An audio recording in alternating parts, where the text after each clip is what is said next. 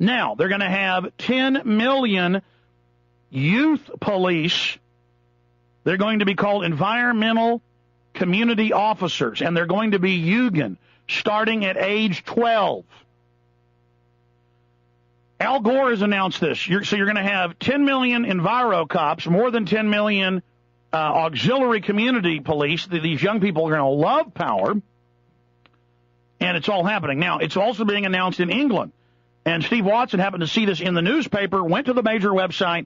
I was reading it last night and couldn't believe it. I'm going to send off for the CD-ROM. They have a CD-ROM training video for this. In fact, you're in England, Steve. You should probably order that today before they clamp down on this. So we actually have the video of the training. Steve Watson, incredible story. British kids encouraged to become climate cops. Full-page adverts in weekend newspapers ask kids to rat on their friends and family in order to prevent climate crimes. And it says, report on your parents. Steve, this is amazing. Yeah, I couldn't believe it myself. Basically, the ads were run by a leading British energy company called N-Power, which is one of the biggest in the country. And basically, they've set up this microsite aimed at children. Oh, by the way, the children are in uniforms, red and khaki uniforms. I mean, over here, it's going to be gray uniforms, according to the original federal plans.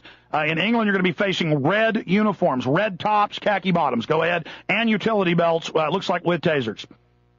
Yeah, the whole website is laid out in that fashion, in those colors, which somebody quite usefully pointed out, that black, red, and white are exactly the same colors that the Nazis used. But anyway. That's right. The badges are red, black, and white. Yeah, if you just look with a Thunderbolt, with an SS Thunderbolt. Exactly, yeah. Yeah, it's run by N-Power, and basically they ran full-page colour adverts in many of the weekend newspapers over here, encouraging children to basically sign up to this website to become climate cops and report and keep climate crime case files on their families and friends. Now, it says that. You're not, in fact, read their actual quotes. You can't believe this hearing it from us. I mean, it's directly from them. Okay, this is exactly what it says on the website. Use your skills of investigation to help the climate cops cut down on the climate crimes that are taking place in your home. Download the climate crime cards and use them to search your home to make sure that none are happening under your own roof. Then build your climate crime case file and report back to your family to make sure they don't commit those crimes again, or else. Oh, my God. You may need to keep a watchful eye over them by revisiting the case every week or two to make sure they don't slip back into any of their old habits. Oh, that's right out of 1984. Let me stop you. Now, once they're trained in climate tattling, it's going to immediately be rolled over. It's already happened here and in England. It will immediately be rolled over into, quote, fighting crime, looking in the medicine cabinet. Go ahead. Well, it's already referred to as crime. It's climate crime, and I'll just carry on reading what it says. It says, you can spread your search even wider by adding even more case files to your notes. What about the homes of your uncles, aunts, or friends from school? And then it's got all these things that the kids can download which highlight specific climate crimes, including the use of a tumble dryer, leaving doors open in your house on a cool day.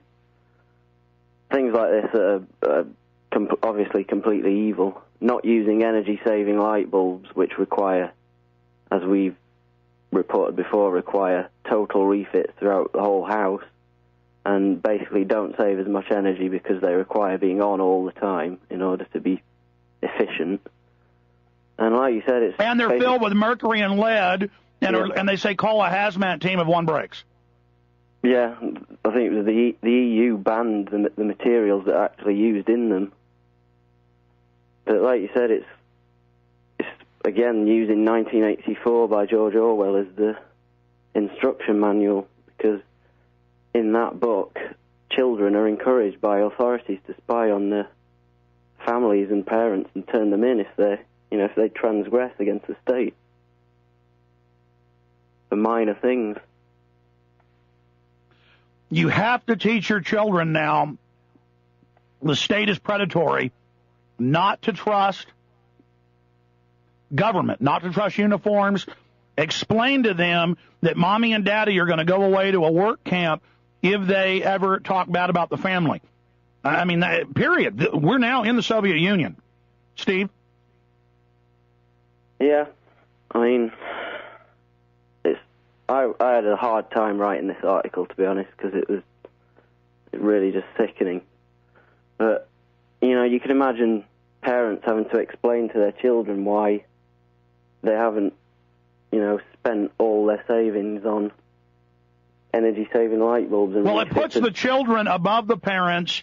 It's meant to break up the family. And remember, you just got detained by thought police in London yourself. Everyone's being stopped by new citizen corps. So it isn't like we're just reporting on something. It's happened to me in England. It's happened to Steve. Stay there, Steve. I want to come back and break down more of this unbelievably important story. It's happening everywhere. They're not going to stop. They want labor camps. That's in all the executive orders. They're going to implode the economies completely, have your children reporting on you. They're talking about trying to ban more than one child now. They're moving against us now. We're talking to Steve Watson.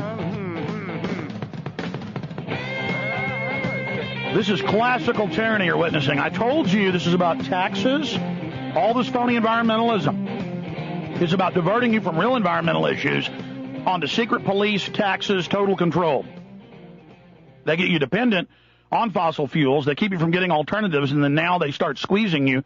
And if they can make marijuana illegal and SWAT team you for it, why not make the wrong kind of washing machine illegal and SWAT team you for it? And you will see that. People are already being arrested for growing aloe vera. It isn't illegal. The police don't care. We are entering the vortex of evil. You understand? Steve Watson, please continue, sir.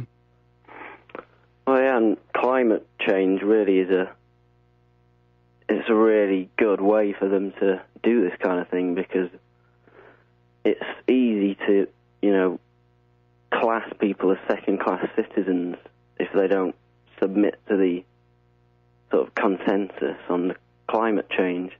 And we've seen many examples of it. There's an article a week ago or a couple of weeks ago where SUV drivers were made to park at the back of stores in a sort of 1950s-style segregation. No, that's in Austin. That's Office Depot and other stores.